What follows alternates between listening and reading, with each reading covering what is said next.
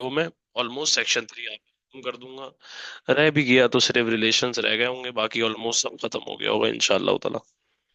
मैंने बात समझा दी कि इस्लामियत में radical caliph, article of faith, pillars of Islam, ये रह गया है। हिस्ट्री में सेक्शन 3 रह गया है। सेक्शन 3 में early problems of the newborn Pakistan हमने कर ली हैं। आज जो हम टॉपिक कर रहे हैं वो governor generals of Pakistan, prime minister of Pakistan और एक प्रेसिडेंट ऑफ पाकिस्तान के बारे में सवाल होगा इंशाल्लाह ताला। आज हम पूरा टॉपिक कवर करेंगे। फिर उसके बाद फ्राइडे की क्लास में अयूब खान या ठप, मैं कोशिश करूंगा कि फ्राइडे को क्लास, जी बिल्कुल फ्राइडे को क्लास अयूब खान। फिर उसके बाद जो है फ्राइडे की क्लास के अलावा अयूब अयूब खान के अलावा फिर जो है भाई मेरे बच्चे separation of east Pakistan, separation of east Pakistan तक हम इस हफ्ते कर लेंगे। रमजान के महीने तक अब इंशाल्लाह ताला अल्लाह ने चाहा आपका सेक्शन 3 90% ऑलमोस्ट कवर हो जाएगा। कल हमने इस्लामियत में शिया हदीस पढ़ी थी। शिया हदीस पढ़ने के बाद आज जो हम हिस्ट्री में क्या करने लगे मेरे बच्चे मेरी जान, सबसे पहले ऊपर हेडिंग डाल लीजिए गवर्नर जनरल्स। मैं पूरी कोशिश करूंगा कि मैं इस वीक जो है वो 5 पेपर कराऊं। अगर नहीं भी करा पाया तो हमारे पास टाइम बहुत ज़्यादा है, क्योंकि मैं सिलेबस तेज़ी से लेके जा रहा हूँ। तो ये हो भी गया तो फिर हम जो आखिरी की जो क्लासें रह जाएंगी, जैसे रमज़ान के बाद भी हफ्ते में 4 या 5 क्लासें तो होंगी होंगी इंशाल्लाह ताला। तो उसमें हम हिस्ट्री के 5 पेपर कर रहे होंगे। हिस्ट्री के 5 पेपर ही कितने, 2015 से लेकर 2025 तक। 10 साल के कोई 20 से 20, 20 या 25 पास पेपर हैं। 20 या 25 पास पेपर में से 4 5 हमने किए हैं, बाकी हम 20 कर लेंगे इंशाल्लाह ताला। ज्योग्राफी में भी ऐसे ही करेंगे इंशाल्लाह ताला, 20 से 25 पास पेपर करेंगे। इस्लामियत में ज्यादा करेंगे, इस्लामियत में 40 50 करेंगे इंशाल्लाह ताला, क्योंकि इस्लामियत के वेरिएंट दो होते हैं। गवर्नर जनरल्स के बाद बेटा मेरे बच्चे गवर्नर जनरल शुरू होता है 1947 से, और इंशाल्लाह ताला ये खत्म होता है कब मेरे बच्चे 1958 पे। ये चैप्टर यहाँ से लेके 1947 से लेके 1958 तक है। अब 1947 से लेके 19 जब 58 तक है तो सबसे पहले मेरे बच्चे जो हमारे सबसे पहले गवर्नर जनरल थे वो थे मोहम्मद अली जिन्ना। हम एक एक की सक्सेस, एक एक की फेलियर, मोहम्मद अली जिन्ना साहब खुद जो हैं वो क्या लग गए थे, जीजी लग गए थे, जीजी इज गवर्नर जनरल। और लियाकत अली खान साहब क्या लग गए थे, लियाकत अली खान साहब प्राइम मिनिस्टर लग गए थे। समझ आ गई बात नहीं आई? इसके बाद मोहम्मद अली जिन्ना साहब की पहली सक्सेस मैंने कल भी पढ़ाई थी, आज दोबारा से पढ़ा रहा हूँ। मोहम्मद अली जिन्ना साहब की पहली सक्सेस कि उन्होंने उर्दू को चूज किया। क्या मेरे बच्चे, उर्दू को चूज किया as a national language of Pakistan. When he chose Urdu as a national language of Pakistan, so it's mainly he tried his best to solve the social problem of Pakistan. Urdu choose as a national language of Pakistan, Urdu को choose कर रहे हैं as a national language of Pakistan. वो अपना best try कर रहे हैं कौन सी प्रॉब्लम को सॉल्व करने के लिए, सोशल प्रॉब्लम ऑफ को सॉल्व करने के लिए, because the only similarity in them was कि भाई सारे पाकिस्तान में सिंधी, पंजाबी, पठान, बलोची, बंगाली सारे मुसलमान थे। उनमें कोई और सिमिलैरिटी नहीं थी। So to make another similarity in them was, तो उसमें और एक और सिमिलैरिटी बतानी थी, कम्युनिकेशन गैप को खत्म करना था। तभी मेरे बच्चे मेरी जान उर्दू को चूज किया गया। क्या चूज किया गया? National language. पता है अगर ये सक्सेस नहीं समझ में आई कि वो मैसेज करें, दोबारा समझा दूंगा, कोई परेशानी कोई मसले की बात नहीं है। इंशाल्लाह ताला अल्लाह ने चाहा, रब की जात से मुझे उम्मीद है कि इंशाल्लाह इंशाल्लाह इंशाल्लाह हम ये पूरा कंप्लीट कर लेंगे इंशाल्लाह ताला। आज नहीं हुआ तो मैं फ्राइडे को करा दूंगा। बताइए, साडून साहब समझ में आ गया? मोहम्मद अली जिन्ना की पहली सक्सेस समझ में आ गई है। उसके बाद दूसरी सक्सेस, मोहम्मद अली जिन्ना गवर्नर जनरल हैं, ये हमने बात बता दी कि भाई उर्दू को चूज किया as national language of Pakistan. और ये हमारी पहली सक्सेस हो गई। सर दूसरी सक्सेस क्या है? इन्होंने स्टेट बैंक ऑफ पाकिस्तान बनाया था। और स्टेट बैंक ऑफ पाकिस्तान कब बना था? स्टेट बैंक ऑफ पाकिस्तान बना था 1 जुलाई 1948 को। स्टेट बैंक ऑफ पाकिस्तान बना था 1 जुलाई 1948 को। Sir state bank of Pakistan बना था 1 जुलाई 1948 को। Print own currency of Pakistan, to print own currency of Pakistan, to print own currency of Pakistan. However, Pakistan wanted to make its own monetary policy, so the bank was needed to run the affairs of economy. Sir monetary policy बनाने के लिए, country के economy affairs को run करने के लिए bank का होना बहुत जरूरी था। इसके बाद अफेयर्स के लिए, मॉनेटरी पॉलिसी के लिए, तीसरा मेरे बच्चे मेरे जिगर के टुकड़े, करेंसी को प्रिंट करने के लिए। और उस पे मोहम्मद अली जिन्ना साहब की तस्वीर लगी, आपने देखे होंगे पुराने नोट। पुराने नोट जो हैं वो बड़े अच्छे अच्छे नोट थे, बड़े बड़े नोट आते थे, अल्लाह भला करे। मैंने देने तो 5 रुपए का भी नोट देखा हुआ है, 10 रुपए का भी नोट देखा हुआ है। आपने भी शायद, इतने भी बच्चे नन्हे काके नहीं है, मेरी एज और आपकी एज में इतना कोई बड़ा खास डिफरेंस नहीं है, आपने भी 510 रुपए का नोट वगैरह देखा हुआ होगा। आवाज नहीं आ रही? तो बेटा एक बच्चा कह रहा है आवाज नहीं आ रही, प्लीज मुझे ये बात कंफर्म कीजिएगा। नहीं उमर पाशा साहब, आपके अपना मसला है, वो तो कह रही है कि बिल्कुल क्लियर वॉइस है।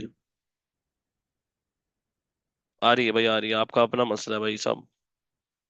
उसके बाद बेटा मेरे बच्चे मेरे जिगर के टुकड़े, हमने बता दिया भाई, first state bank of Pakistan 1 जुलाई 1948। इसके बाद इनकी तीसरी सक्सेस, मैंने पहली सक्सेस बता दी, दूसरी सक्सेस बता दी, तीसरी सक्सेस कंट्री के अफेयर्स को रन करने के लिए और फेमाइन की प्रॉब्लम को सॉल्व करने के लिए ये temporary Indus water treaty sign करके आए थे, किसके साथ? इंडिया के साथ। टेम्पररी इंडस वाटर ट्रीटी मेरे बच्चे मेरी जान कब थी? ये टेम्पररी इंडस वाटर ट्रीटी 1 जुलाई 1948 को आई थी हजरत। 1948 में हुई थी। 1948 में हुई थी, कंट्री के अफेयर्स को रन करने के लिए, फेमाइन की प्रॉब्लम को सॉल्व करने के लिए temporary Indus water treaty sign करके आए थे। और वो किसके साथ साइन करके आए थे?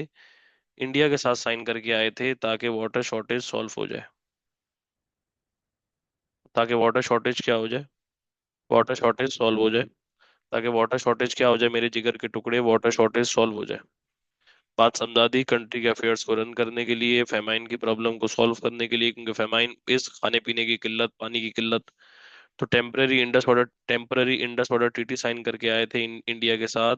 टेम्पररी इंडर बेटा इंडस वाटर ट्रीटी के अंदर मेरे बच्चे मेरी जान, पानी पाकिस्तान को दे दिया गया था, क्योंकि मेजर कैनाल हेडवर्क्स अभी भी इंडिया के पास थे। इसके बाद ये तो हो गई बेटे मेरे बच्चे सक्सेस। इसके अलावा और भी सक्सेस होती है कि उन्होंने अपने हेडक्वार्टर शिफ्ट कर दिए थे। किधर शिफ्ट कर दिए थे मेरे बच्चे? ये देखें, अभी हमने लियाकत अली खान साहब को ऐसे ही लिखा हुआ है, क्योंकि ये लियाकत अली खान साहब प्राइम मिनिस्टर हैं और मुल्क में ज्यादा पावर गवर्नर जनरल के पास होती है, प्राइम मिनिस्टर के पास एज सच उस टाइम के हिसाब से। और क्योंकि गवर्नमेंट ऑफ इंडिया 1935 यूज हो रहा था ऐसा कॉन्स्टिट्यूशन, तो भाई प्राइम मिनिस्टर के पास इतनी पावर नहीं थी। मेरी बात को ध्यान से समझेंगे, एक एक बात ध्यान से समझाऊंगा। सर ये प्राइम मिनिस्टर के पास ज्यादा पावर नहीं थी, तो सारी पावर का कंट्रोल किसके हाथ में था? गवर्नर जनरल के हाथ में था। और ये पावर ज्यादा क्यों नहीं थी? क्योंकि गुइया के हिसाब से, गवर्नमेंट ऑफ इंडिया एक्ट 1935 के हिसाब से ज्यादा पावर गवर्नर जनरल के पास ही होती थी। समझ आ गई? बात नहीं आई? अब इसके बाद इनकी फेलियर्स क्या थी? क्या ये कश्मीर इशू को सॉल्व कर पाए? नहीं कर पाए। लाखों हजारों मुसलमान जो हैं वो मार दिए गए, काट दिए गए, उनको सत्यानाश कर दिया गया। और मोहम्मद अली जिन्ना कश्मीर प्रॉब्लम को सॉल्व नहीं कर पाए, और ये अल्लाह ताला के पास चले गए, ये अल्लाह वाला टाउन चले गए। इनकी जो डेथ है वो भी मैं आपको बड़े अच्छे तरीके से सुनाऊंगा, आपको बड़ी मजेदार, इनकी अजीब व गरीब किस्म की डेथ है, मैं आपको भी समझाऊंगा तो आपको पता लगेगा इंशाअल्लाह ताला कि इस मुल्क में किसी को मारा जाता है तो कैसे मारा जाता है। कश्मीर प्रॉब्लम के अलावा मोहम्मद अली जिन्ना साहब जो हैं वो रिफ्यूजी प्रॉब्लम सॉल्व नहीं कर पाए। लाखों की तादाद के अंदर पाकिस्तान लोग आते चले गए, फेमाइन की सूरत हाल बढ़ती चली गई, वाटर शॉर्टेज की सूरत हाल बढ़ती चली गई। और वाटर ट्रीटी भी साइन करके आए तो टेम्पररी साइन करके आए, कंप्लीट वाटर अग्रीमेंट साइन करके नहीं आए। इसके बाद ये रिफ्यूजी प्रॉब्लम जो है ये कंटिन्यूड रहा, और पाकिस्तान की इकोनॉमी बेड़ा गर्क पे जाती रही, सत्यानाश पे जाती रही, कोई मामला नहीं हुए। उसके बाद स्ट्रॉन्ग ओपोज कर रहा था इनको, कौन ओपोज कर रहा था? ईस्ट पाकिस्तान। मैं आपको एक वाकया सुना देता हूँ सर। एक जलसे से खिताब में मोहम्मद अली जिन्ना साहब ने अनाउंस किया कि हम जो हैं आपको मुबारकबाद देते हैं कि पाकिस्तान बन गया है, और हम उर्दू को चूज करने जा रहे हैं as a national language of Pakistan. उसमें जितना बंगाली लड़का था उस जलसे के अंदर, उसने सारे फेंसेस तोड़ दिए, बिल्कुल मारधाड़ शुरू हो गई, और अजीबो गरीब मोहम्मद अली जिन्ना के अगेंस्ट प्रोटेस्ट शुरू हो गया। मोहम्मद अली जिन्ना के अगेंस्ट जो है वो नारे शुरू हो गए, मोहम्मद अली जिन्ना के अगेंस्ट स्लोगन शुरू हो गए, because they were there to hear, they were there to hear that Bengali now should be the national language of Pakistan, because Bengali majority के अंदर थे, बंगला ज्यादा थे, बंगाली लोग ज्यादा थे। समझ आ गई? बात नहीं आई? बेटा उमर पाशा आपका अपना मसला है, मेरे बच्चे मेरी जान के टुकड़े, मैंने अपने मोबाइल में भी खोल के देख लिया लिंक, आवाज आ रही है। आपके पास अपना मसला है, जहां आपके पास मसला है कि आपकी आपको आवाज नहीं आ रही। और मेरे बच्चे मेरी जान, पूरा मामला अगेंस्ट हो गया। किसके अगेंस्ट हो गया? मोहम्मद अली जिन्ना साहब के अगेंस्ट हो गया। क्योंकि मैं एक बात याद कराना चाहता हूं कि ऑल इंडिया मुस्लिम लीग कहाँ बनी थी? ढाका में बनी थी। ढाका में बनी थी तो बंगला में इसकी बुनियाद रखी गई थी। तो वो ये इमेजिन करके बैठे थे, वो ये सोच रख के बैठे थे कि भाई बंगाली को नेशनल लैंग्वेज चूज करेंगे, हमें राइट्स मिलेंगे, हमें मामलात मिलेंगे। इसके बाद गवर्नर जनरल साहब की डेथ कैसे हुई सर? ये गवर्नर जनरल साहब को टीबी था। जब इनको टीबी था, मेरे बच्चे मेरे जिगर के टुकड़े सर, ये अपने ये जियारत चले जाते हैं। और जियारत जाके जो है वो स्टे करते हैं। अब जब जियारत जाके स्टे करते हैं, जियारत जाके रुकते हैं, और जब जियारत जाके रुकते हैं तो जियारत जाके ही स्टे करते हैं। सर जियारत पे भी हालत बिगड़ना शुरू हो जाती है तो कराची वापस आ जाते हैं। कराची जब वापस आते हैं तो बेटा, मेरे बच्चे मेरी जान, सर इनकी एम्बुलेंस, इनकी तबीयत ज्यादा खराब होना शुरू हुई, और ये जो है वो नेवी के आपके पास हेडक्वार्टर्स वगैरह में गए हुए थे, वहां से एम्बुलेंस में इनको लेके जाया जा रहा। और कहाँ लेके जाया जा रहा था? मेरे बच्चे मेरे जिगर के टुकड़े, जिना कार्डियो, जो जिना हॉस्पिटल है, वहां लेके जाया जा रहा था। वहां लेके जाया जा रहा था, वहां पे रास्ते में इनकी एम्बुलेंस बंद बंद पड़ जाती है। मुल्क का बानी, मुल्क का क्रिएटर, जिसने मुल्क को क्रिएट मतलब आजादी दिलाई हो और मुल्क आजाद करके दिया हो, वो उस बेचारे की एम्बुलेंस सड़क पे पड़ी है और वो आखिरी सांसें गिन रहा है। आज इतना प्रोटोकॉल होता है सर, एक आम सा गवर्नमेंट ऑफिसर होगा, आम सा एक आदमी होगा, उसका इतना प्रोटोकॉल होगा। तो सर एक सवाल है, क्या ये प्री प्लान डेथ थी? Question mark. सर क्या मोहम्मद अली जिन्ना साहब को सोच लिया गया था कि अब इनको वापस भेजना है दुनिया से? एक बात। दूसरी बात सर, ये बात किसने सोची थी?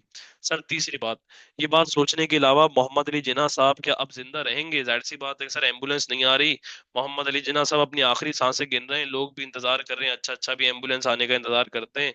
सर कोई गाड़ी रोक देते, रास्ते में किसी को रोक लेते, कोई साइकिल पे डाल देते, कोई बाइक पे ले जाते, जैसे तैसे करके उनको हॉस्पिटल तो पहुंचते। मगर जैसे तैसे करके जब हॉस्पिटल पहुंचे गए तो Mohammad Ali Jinnah was declared RIP, rest in peace. Mohammad Ali Jinnah sahab क्या हो गए? एकदम बिल्कुल जमीन के अंदर अब बरी कर दी जाएंगी, और इनका इंतकाल हो गया है, और ये दुनिया से रुखसत कर दिए गए हैं, और इनका इंतकाल हो गया मेरे जिगर के टुकड़े। अगली बात। अगली बात कि गवर्नर जनरल को टीबी हो गया था। अब मेरे बच्चे मेरी जान, सर एक ऐसा गवर्नर जनरल आएगा जो कि बिल्कुल, आपने वो क्या वो सुनी होगी, एक मोटी बिल्ली ताजी थी जो मजे से डिंग डोंग खाती थी, डिंग डोंग, डिंग डोंग, हिलाल की डिंग डोंग बबल। ये ख्वाजा नाजिमुद्दीन, क्योंकि 11 सितंबर 1948 को इंतकाल हो गया था। किसका इंतकाल हो गया था? मोहम्मद अली जिन्ना साहब का। कंक्लूजन में ये भी लिख सकते हैं, to evaluate Mohammad Ali Jinnah was not able to solve the problem of the new born Pakistan because Pakistan got independence on 14th of August 1947, and Muhammad Ali Jinnah was died on 11th of September 1948. He did not have enough time because his health was deteriorating with time. उनकी health deteriorate करते चली जा रही थी, उनकी health खराब होती चली जा रही थी, और उनके मामला जो है वो नीस नाबूद, खराब खराब होते चले जा रहे थे। बेटा मेरे बच्चे मेरी जान, तभी वो नहीं रह सके, और वो दुनिया से क्या हो गए? वो दुनिया से रुखसत हो गए। फिर एक आपके पास एक गवर्नर जनरल आया जो 1948 से 1951 तक पावर में रहेगा। और मेरे बच्चे मेरी जान, मैंने पूरी लाइन याद करा दी है। एक मोटी बिल्ली ताजी थी जो मजे से डिंग डोंग खाती थी, डिंग डोंग हिलाल की डिंग डोंग बबल। ये जैसे ये भाईजान ख्वाजा नाजिमुद्दीन साहब हैं, ये सिर्फ बैठे रहेंगे और सिर्फ एंजॉयमेंट करेंगे। ख्वाजा नाजिमुद्दीन कहेंगे किसको? ख्वाजा नाजिमुद्दीन साहब कहेंगे लियाकत अली खान साहब को कि आप मुल्क को रूल करें, मैं बैठा हूं क्योंकि मेरा काम ही बैठने का है। लियाकत अली खान साहब बीइंग अ प्राइम मिनिस्टर अब कंट्री को रन करेंगे। ख्वाजा नाजिमुद्दीन सिर्फ बैठे रहेंगे, मगर क्योंकि जाहिर सी बात है, जिन्ना वाला सवाल आ सकता है कि how successful was Mohammad Ali Jinnah in solving the problem of newborn Pakistan. मैं यहाँ लिख रहा हूँ, how successful was Mohammad Ali Jinnah. Jinnah साहब की सक्सेस लिखेंगे और मोहम्मद अली जिन्ना साहब की फेलियर लिखेंगे। अब आ गए, अच्छा भाई, काम अब लियाकत अली खान साहब करेंगे। मगर ये काम मेरे बच्चे मेरी जान किसकी हेडिंग के अंदर आएगा? ख्वाजा नाजिमुद्दीन साहब की हेडिंग के अंदर आएगा। सबसे पहला काम इनका था प्रोडा, ख्वाजा नाजिमुद्दीन साहब का। प्रोडा क्या था? PRODA stands for public representative officer disqualification act. Sir, जो ऑफिसर करप्शन करते हुए पाया गया 1949 के अंदर आ रहा है, मैं दोबारा बोल रहा हूँ, लिखो। Public representative officer disqualification act. Public represent, P से पब्लिक, आर से रिप्रेजेंटेटिव, ओ से ऑफिसर, डी से डिस्क्वालिफिकेशन, ए से act. PRODA public representative officer disqualification act. जो भी करप्शन करते हुए पाया गया, जो भी करप्शन करते हुए पाया गया, उसको उसकी सीट पे नहीं रहने देंगे, उसको उसकी सीट से हटा देंगे। मगर क्योंकि ये पाकिस्तान था, तो यहाँ करप्शन हो रही थी बेटा मेरे जिगर के टुकड़े। और वो करप्शन कैसी हो रही थी? वो करप्शन ऐसी हो रही थी, एट पीक थी। फेवरेटिज्म हो रहा था। मिसाल के तौर पे गवर्नर जनरल अब इस पावर को मिसयूज करेगा, वो बार बार प्राइम मिनिस्टर को हटाता रहेगा इस पावर के तहत। और जो उसको पसंद नहीं आएगा वो उसको भी हटा देगा। तो ये प्रोडा करप्शन को एलिमिनेट करने के लिए किया गया था, मगर कोई करप्शन खत्म नहीं हुई। किसी टाइप की कोई करप्शन खत्म नहीं हुई, किसी टाइप की कोई करप्शन खत्म नहीं हुई। उल्टा और करप्शन बढ़ गई। इसके बाद लियाकत अली खान साहब ने एक मामला निकाला था जिसको बोलते हैं ऑब्जेक्टिव रेजोल्यूशन। मगर वो ख्वाजा नाजिमुद्दीन की हेडिंग के अंडर ही आएगा। ख्वाजा नाजिमुद्दीन की हेडिंग के अंदर क्यों आएगा? क्योंकि लियाकत अली खान साहब जो काम करें वो ख्वाजा नाजिमुद्दीन साहब के हैं। जो ख्वाजा नाजिमुद्दीन साहब के काम करें वो लियाकत अली खान साहब के हैं। जैसे आपके घर में आपके अब्बू जब अगर पैसे कमाते हैं तो वो आपकी अम्मी के हैं। मेरी बात समझ में आई नहीं? मगर अगर आपकी अम्मी की कोई चीज होगी ना, वो आपके अब्बू की नहीं होगी। ये मेरे बात जिंदगी में याद रखिएगा। कोई चीज आपके अब्बू की हो तो वो सबकी है, मगर अगर आपकी अम्मी की या अगर आपकी है तो वो सिर्फ आपकी है। वो आपके अब्बू की चीज नहीं होती। तो वैसे ही, मगर ये जाहिर सी बात है, ये मुल्क चला रहे हैं, इसमें ख्वाजा नाजिमुद्दीन साहब गवर्नर जनरल हैं, लियाकत अली खान साहब प्राइम मिनिस्टर है, मेरे बच्चे मेरी जान। तो ऑब्जेक्टिव रेजोल्यूशन क्या था? ऑब्जेक्टिव रेजोल्यूशन आ रहा है 1949 में। और ये ऑब्जेक्टिव रेजोल्यूशन क्या था? इसका ऑब्जेक्टिव क्या था? They wanted to frame the own constitution of Pakistan. Liaquat Ali Khan wanted the politicians to mainly make the new constitution of Pakistan on Islamic values.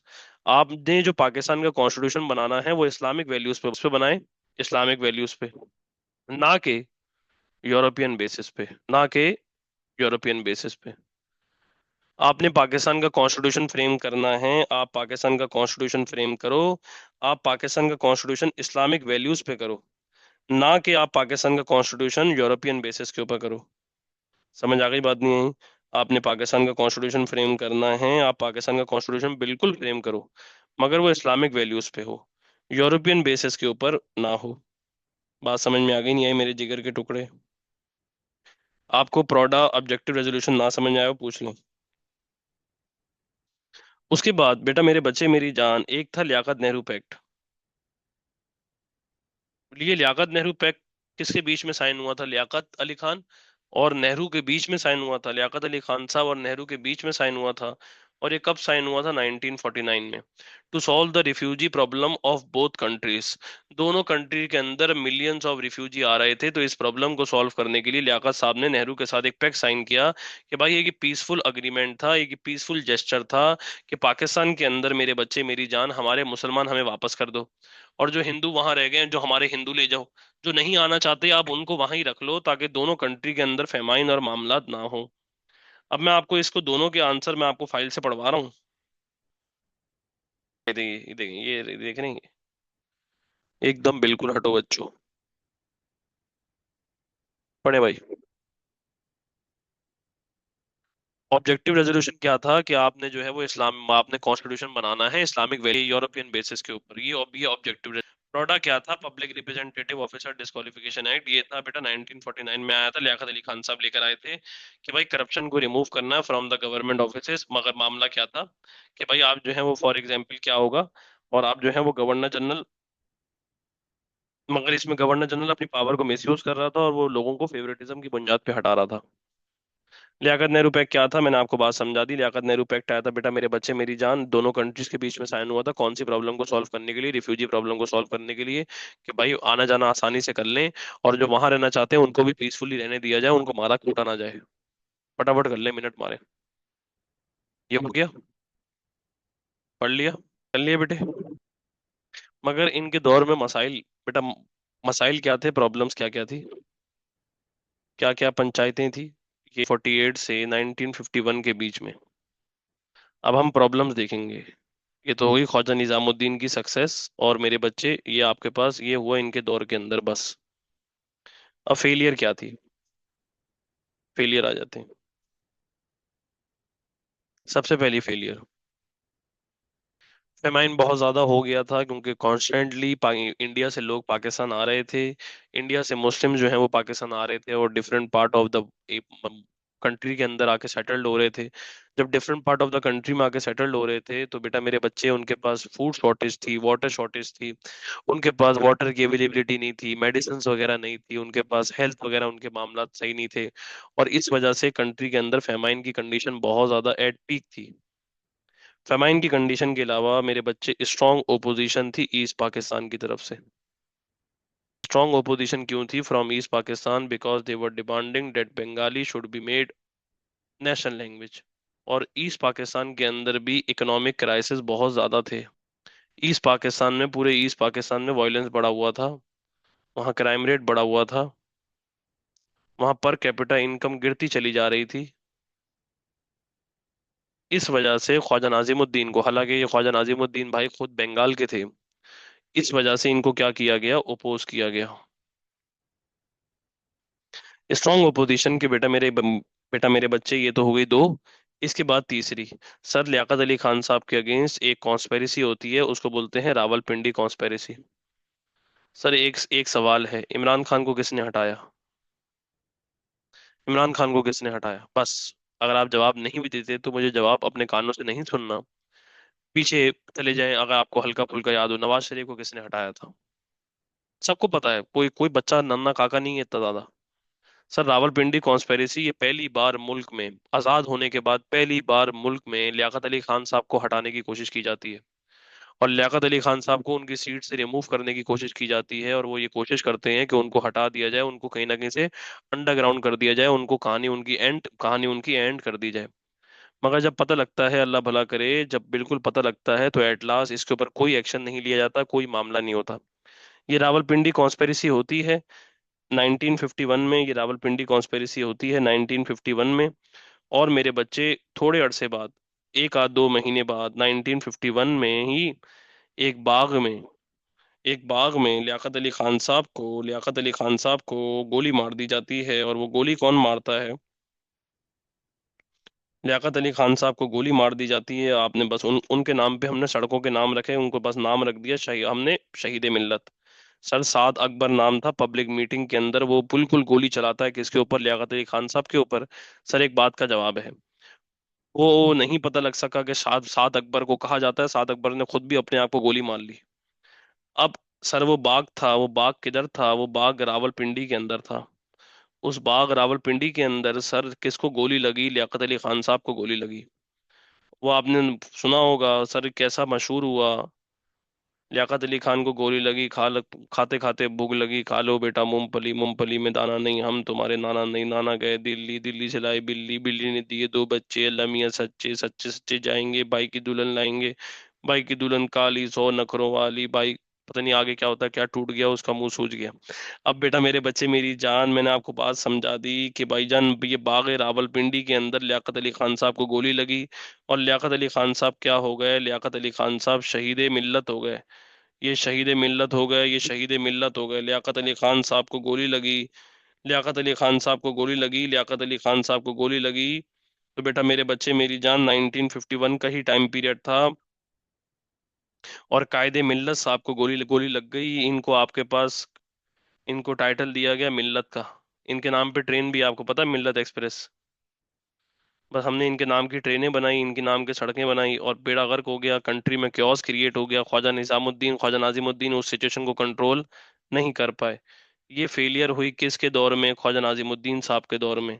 सबसे पहली बताई फेमाइन, फिर बताई strong opposition from east Pakistan, Rawalpindi conspiration, और लियाकत अली खान साहब की डेथ। चेक करिए, चेक कीजिए, पढ़िए एक बार। मैं दूसरी फाइल से भी खोल के आपको पढ़ाता हूँ, अभी एक मिनट सब्र कीजिए। मैंने सेक्शन 3 की फाइल ग्रुप पे भेजी है, उसी में से होगा बेटा, ये तो नोट्स के वो हैं। बिल्कुल बिल्कुल बिल्कुल बिल्कुल बिल्कुल बिल्कुल बिल्कुल।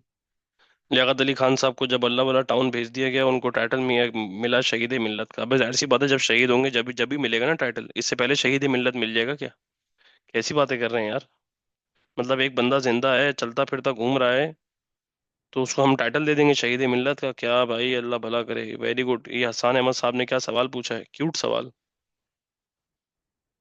ये देखें बेटा मेरे बच्चे, मैंने आपको बताया गवर्नर जनरल रब के फजलो करम से हमारा कायदे आजम मोहम्मद अली जिन्ना हो गया।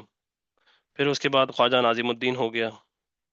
ख्वाजा नाजिमुद्दीन होने के बाद अब हम बेटा मेरे बच्चे मलिक मलिक गुलाम मोहम्मद करेंगे। ये ऐसा मुल्क का गवर्नर जनरल था जो लूला गवर्नर जनरल था, मुल्क का वाहिद। सर लूला गवर्नर जनरल का क्या मतलब है सर, इनको फालिज हुआ हुआ था और इनसे कोई बात नहीं बोली जाती थी, कोई मामला नहीं बोला जाता था। सर इनसे ना कोई कन्वर्सेशन की जाती थी, ना इनसे कोई गॉसिप किए जाते थे, ना इनसे कोई बोला जाता था, ना इनसे कोई बात की जाती थी। सर इन्होंने अपनी एक सेक्रेटरी रखी हुई थी, वो सेक्रेटरी इनके लिए बात किया करती थी। और उस सेक्रेटरी का नाम मिस बोरल था, पता नहीं मिस ब्लॉसम था, मगर बी से ही आता था। ये यूएस गए थे खास मलिक गुलाम मोहम्मद। सर क्वीन विक्टोरिया का फोन आया कि अब से मुल्क का गवर्नर जनरल कौन लगेगा लियाकत अली खान साहब के मरने के बाद। सर मुल्क का गवर्नर जनरल लगेगा कौन, मलिक गुलाम मोहम्मद साहब। और ये मलिक गुलाम मोहम्मद साहब मुल्क के क्या लगा दिए गए, गवर्नर जनरल लगा दिए गए एकदम बिल्कुल। मैंने आपको याद कराई, इनको फालिज हुआ हुआ था 1951 पे। ये मुल्क के गवर्नर जनरल लगे हैं और मुल्क के गवर्नर जनरल ये आपके पास कब तक रहेंगे, ये 4 साल तक मुल्क के गवर्नर जनरल रहेंगे। 1955 तक ये मुल्क पे काबिज रहेंगे। सर किसी बंदे को भी नहीं पता था, सर इजराइल को भी नहीं पता था कि ये 4 साल जी जाएगा। मगर एट लास्ट क्या सीन होता है। सर इतना मामला नीस्तो नाबूद, इतना मामला नीस्तो नाबूद, इतना मामला नीस्तो नाबूद। सर हालात इनका सत्यानाश, बेड़ा गर्क इनका सत्यानाश हुआ हुआ। इन्होंने मलिक गुलाम मोहम्मद भाईजान ने तेजी क्या की, हालांकि मुंह से अल्फाज नहीं निकल रहे।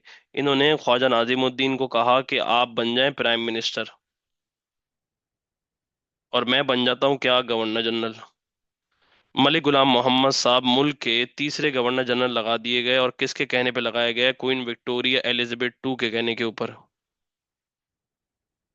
अब इन्होंने मलिक गुलाम मोहम्मद साहब जो हैं वो गवर्नर जनरल लगा दिए गए। एमजीएम की सक्सेस क्या है। एमजीएम भाई की सक्सेस ये है कि इन्होंने 5 ईयर इकोनॉमिक प्लान दिया। 5 ईयर इकोनॉमिक प्लान में इन्होंने कहा रेलवेज बनाए जाएं, हॉस्पिटल्स बनाए जाएं, और भाईजान बिल्डिंग्स बनाई जाएं, इंफ्रास्ट्रक्चर को डेवलप किया जाए, फैक्ट्रीज बनाए जाएं, कॉटन फैक्ट्रीज बनाओ, जूट की फैक्ट्रीज बनाओ, ताकि पाकिस्तान इकोनॉमिक क्राइसिस से निकले। हालांकि इनको बोलना नहीं आता था, मैं फिर बात समझा रहा हूँ। इनको फालिज का अटैक हुआ हुआ था, व्हील व्हील व्हील चेयर पे घूमते थे ये। व्हील चेयर पे घूमने के अलावा मेरे बच्चे, इनकी हालत ऐसी थी, ये यहाँ ही रहते थे गवर्नर हाउस के अंदर कराची के अंदर। और बिल्कुल एकदम इनके हालात जो हैं वो, इनके मामलात नीस तो नाबूद हुए हुए थे एकदम। इसी दौरानिये में पाकिस्तान की मिनरल इंडस्ट्री भी जो बूम करती है, और मेरे बच्चे सुई गैस निकल आती है। वो सुई गैस कहाँ से निकल आती है, 1952 में सुई से। और पाकिस्तान की एनर्जी क्राइसिस का मसला जो था वो क्या होना शुरू हो गया था, वो सॉल्व होना शुरू हो गया था। पाकिस्तान की एनर्जी क्राइसिस का मसला सॉल्व होने के अलावा मेरे बच्चे मेरी जान, पाकिस्तान की एनर्जी क्राइसिस का मसला जब सॉल्व होना शुरू हुआ, पाकिस्तान में एनर्जी आ रही है, किसके दौर में आ रही है, मलिक गुलाम मोहम्मद साहब के दौर में आ रही है। और वो कौन सी है, सुई गैस 1942। और ये पाकिस्तान मिनरल डेवलपमेंट कॉरपोरेशन ने पाकिस्तान में गैस निकाल ली थी। कहाँ से निकाली थी, बलूचिस्तान में निकाली थी, सुई से निकाली थी। सुई गैस 1952 में निकलने के बाद, 5 ईयर इकोनॉमिक प्लान के बाद मेरे बच्चे मेरी जान, ये तो हो गई इनकी सक्सेस। अब इनकी फेलियर क्या थी, मेरी बात को ध्यान से सुनेंगे। मलिक गुलाम मोहम्मद भाईजान की फेलियर्स आप सुनेंगे, आप हक्का बक्का रह जाएंगे। सर सबसे पहली फेलियर इनकी हेल्थ। सर मुल्क के गवर्नर जनरल, एक ऐसा गवर्नर जनरल लगा दिया जिस बेचारे को क्या हुआ हुआ है, जिस बेचारे को फालिज का अटैक हुआ हुआ है। और उस बेचारे से बोला नहीं जा रहा। एक बार सीरिया के सफीर, मिस्री सफीर पाकिस्तान मिलने आते हैं, उनके साथ बैठ के लंच करते हैं, तो मुंह के एक साइड से खाना डालते हैं, दूसरी साइड से बाहर आ जाता है। और वहां पे ही वो मलिक गुलाम मोहम्मद साहब उल्टियां करना शुरू हो जाते हैं। सर क्या सफीर का क्या हाल हुआ होगा, कि मुल्क का गवर्नर जनरल कैसी सूरत हाल है बेचारे की, कि किसी टाइम भी ये क्या गवर्नर जनरल बिठाया हुआ है, अल्लाह माफ करे नाउजुबिल्ला। सर इनकी जो बहुत ज्यादा क्यूटी पाई किस्म की इन्होंने इन्होंने अपनी सेक्रेटरी रखी हुई थी। हालांकि सोच के देखें, एक बंदा उसके ऊपर है, व्हील चेयर के ऊपर, एक बंदा व्हील चेयर के ऊपर है, घुटनों में दम कोई नहीं है, मामलात बिल्कुल खत्म है। सर किसी टाइम भी इजराइल आएगा, कहेगा, और इनको लेके जाने में भी ज्यादा देर नहीं लगेगी, ऐसे करेगा, कर देगा। बिल्कुल ज्यादा टाइम नहीं लगेगी। हेल्थ का सत्यानाश हुआ हुआ है, इन्होंने कहा कि अब मुझे अपनी हेल्थ को ठीक करना है। इन्होंने एक हकीम को बुला लिया। एक एक हकीम को बुलाया, क्योंकि अल्लाह भला करे अपनी सेक्रेटरी से बहुत ज्यादा मोहब्बत करते थे। ये चाहते थे कि मैं सेक्रेटरी के साथ घूमने फिरने जाऊं, और जो है वो अल्लाह भला करे एक लग्जूरियस लाइफ स्टाइल गुजारूं। अब ये सेक्रेटरी के साथ ठीक होने की, अब ये आपके पास हकीम को बुलाते हैं। वो हकीम क्या करते हैं, वो चिड़ियों का मगज बना के इनको खिलाते हैं। जैसी खिलाते हैं, इनका जो प्रोग्राम बढ़ना था वो आपके पास अल्लाह भला करे कोमा में ही चले जाते हैं। अब पूरे मुल्क को इससे पहले कंट्रोल कौन कर रहा था, इस्कंदर मिर्जा और अयूब खान। इनकी हेल्थ का ये बेनिफिट सारा कौन उठा रहे थे, सिकंदर मिर्जा और अयूब खान। वो देखते हैं कि भाईजान ये मालिक तो कोमा में चले गए। अब आप मेरी बात को ध्यान से समझेंगे। मोहम्मद अली जिन्ना कायदे आजम के लिए, जिन्होंने मुल्क आजाद कराया, उनके लिए सर एम्बुलेंस नहीं आई। ये मरे हुए बंदे को, जिसकी हालत बिल्कुल सत्यानाश नीस्त नाबूद हुई हुई है, इस मरे हुए बंदे को जर्मनी भेज दिया जाएगा इलाज कराने के लिए, कि आप जाइए, जाके जर्मनी जाइए, जाके अपना इलाज करा के आइए। सर इस हेल्थ का सत्यानाश इस पाकिस्तान में बेड़ा गर्क हुआ हुआ है, फेमाइन आया हुआ है, शॉर्टेज ऑफ फूड हुई हुई है, शॉर्टेज ऑफ वाटर हुई हुई है, बेड़ा गर्क हुआ हुआ है, सत्यानाश हुआ हुआ है। इस फेमाइन के अलावा बेटा, मेरे बच्चे मेरी जान, स्ट्रांग ओपोजिशन हो रही है। कहाँ से ओपोजिशन हो रही है? ईस्ट पाकिस्तान से। ईस्ट पाकिस्तान वाले क्या कर रहे हैं? दंगे फसादात, मार धार, कत्लो गारत हो रही है। कहाँ हो रही है? ईस्ट पाकिस्तान की तरफ से। आपने ये दो पैराग्राफ, आपने ये दो पे लाजमी करना है। एक ख्वाजा नाजिमुद्दीन मैंने आपको आज पढ़ाया है। मैंने आपको मोहम्मद अली जिन्ना साहब की सक्सेस और फेलियर पढ़ाई हैं। और फिर मैंने आपको बेटा, मेरे बच्चे मेरी जान, मैंने आपको मलिक गुलाम मोहम्मद भाईजान चिकन की मैंने आपको सक्सेस और फेलियर्स पढ़ाई हैं। ये आपने पढ़ के रखना है। स्ट्रॉन्ग ओपोजिशन क्यों हो रही थी ईस्ट पाकिस्तान से? क्योंकि वहां पर कैपिटा इनकम गिर रही थी, वहां हालात खराब थे। वो बोल रहे थे बंगाली को नेशनल लैंग्वेज बनाओ, वो दंगे फसादात, मारधार हो रहे थे, वायलेंस हो रहा था, क्राइम रेट बढ़ा हुआ था। अब इस बात के बाद मेरे बच्चे सिर्फ एक रह गया है, वो है इस्कंदर मिर्जा। ये हम इंशाल्लाह ताला फ्राइडे वाली क्लास में इंशाल्लाह ताला अयूब खान के साथ करेंगे, और हमें ज्यादा अच्छा लगेगा। कश्मीर प्रॉब्लम एक्सप्लेन कर देते हैं भाईजान। कश्मीर मोहम्मद अली जिन्ना टाइम पीरियड में कैप्चर हुआ। थाउजेंड्स ऑफ कश्मीरीज मार दिए गए। Mohammad Ali Jinnah could not do anything. Kashmir capture हो गया, मोहम्मद अली जिन्ना कुछ नहीं कर पाए। मेजर पार्ट उन्हीं के पास है कश्मीर का, आबाद में भी। मोहम्मद अली जिन्ना कुछ भी नहीं कर पाए। तो एक एक ही बात, क्या कश्मीर के लिए मोहम्मद अली जिन्ना साहब कुछ कर पाए? नहीं, तो ये कश्मीर प्रॉब्लम है। और बताइए, और कोई सवाल है तो बताइए। मैंने असर की नमाज भी पढ़नी है। आप भी पढ़ लीजिएगा बराए मेहरबानी। बताइए, कोई सवाल? दन मेरे बच्चे मेरी जान, इस्कंदर मिर्जा हम कल पढ़ेंगे इंशाल्लाह ताला। कल तो नहीं, अगले हफ्ते, मतलब जुम्मे वाले दिन इंशाल्लाह ताला। अल्लाह हाफिज, अपना ख्याल रखिएगा। Take care of yourself, TT.